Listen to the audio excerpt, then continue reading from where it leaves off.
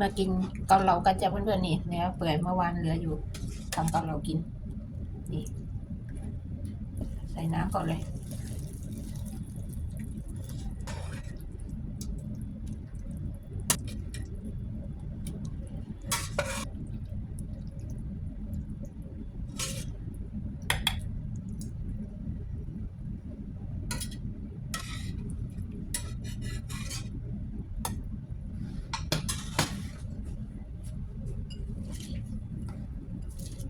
ใส่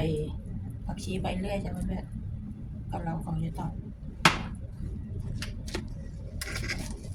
แล้วก็